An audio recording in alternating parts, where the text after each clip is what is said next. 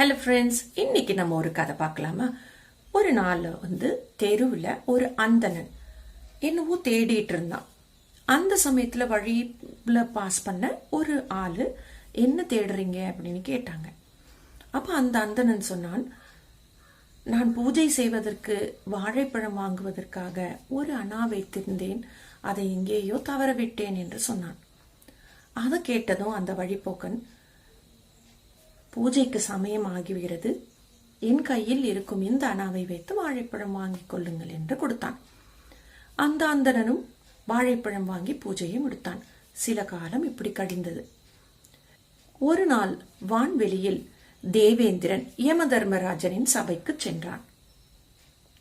சென்றதும் யமதர்மராஜன் அவனை உபசரித்து வரவேற்றான். அந்த சமயம் 2 தேவ விமானம் வான்வெளியில் வந்தது. யமதர்மராஜன் விரைவில் சென்று அவர்கள் இருவரையும் வரவேற்றான், உபசரித்து வரவேற்றான். 2 புண்ணிய புருஷர்கள் இறங்கினார்கள், அவர்களை வரவேற்றான். அந்த சபையில், யமதர்மராஜரின் சபையில் 2 சிம்ஹாசனங்கள் இருந்தன. ஒன்று ரத்தினங்களால் ஆனதும், 2வது தங்கத்திலான சிம்ஹாசனம். ஒருவரை தங்கத்திலான சிம்ஹாசனத்தில் அமர வைத்தான் யமதர்மன், மற்றொருவரை ரத்தினங்களாலான சிம்ஹாசனத்தில் உட்கார வைத்தான். இதை பார்த்து கொண்டிருந்த தேவேந்திரன், இதில் என்ன ஒருவருக்கு தங்க சிம்ஹாசனம் மற்றொருவருக்கு ரத்தின சிம்ஹாசனம் என்று கேள்வி கேட்டார். அப்போது யமதர்மராஜன் கூறினார், தங்கத்தில் ஆன சிம்மாசனத்தில் இருப்பவர் தினமும் ஸ்ரத்தையோடு தெய்வ பூஜை சிவ பூஜை செய்பவர் என்று. ரத்தினத்தில் ஆன சிம்ஹாசனத்தில் இருப்பவர் சிவ பூஜைக்கு உதவி செய்தவர், அதனால்தான் அவரை அதில் உட்கார வைத்திருக்கிறேன் என்று கூறினான்.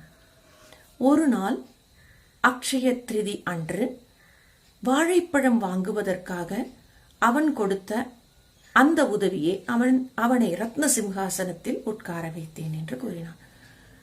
ஆச்சரியத்தோடு தேவேந்திரனும் பார்த்தான். ஓ, தெய்வ கைங்கரியம் செய்பவர்களை காட்டிலும் தெய்வ பூஜைக்கு உதவி செய்பவர்களுக்கு இத்தனை மேன்மை உண்டா என்று ஆச்சரியத்துடன் பார்த்து அங்கிருந்து நீங்கி பெற்றான். இதிலிருந்து நமக்கு தெரியறது என்னன்னு பார்த்தோம்னா, நம்ம தினமும் பூஜை பண்றோம் வைக்கிறோம்னாலும் நமக்கு கிடைக்கிற அருள் கம்மிதான். ஆனா சிவ பூஜையோ கும்பாபிஷேகமோ நடக்கும் இடத்தில் நாம் ஏதாவது பொருள் உதவி செய்தால் அந்த புண்ணியம் நம்மை பல மடங்கு மேன்மை தருகிறது. அதனால்தான் சிவபூஜை கும்பாபிஷேகம் ஆகியவற்றை நடத்தி வைப்பவரை விட அதற்கு உதவி செய்பவருக்கே புண்ணியம் அதிகம். அதனால்தான் நிறைய பேர் அந்த புண்ணியம் கிடைக்கிறதுக்காக எங்கேயாவது கும்பாபிஷேகம்னா தனக்கு முடிஞ்ச அளவு பணம் அந்த கோயிலுக்கு கொடுப்பார்கள். காசு கொடுத்து புண்ணியத்தை வாங்கிக் கொள்வது அதுதான் சொல்றது. அவ்வளவு புண்ணியம் சிவபூஜைக்கும் கும்பாபிஷேகத்திற்கும் பணம் கொடுப்பது. கொடுக்க கொடுக்க மேன்மை அடைய வைப்பது தர்மம். செய்ய செய்ய அருள் கிடைப்பது பூஜையில் மட்டுமே. நன்றி, வணக்கம்.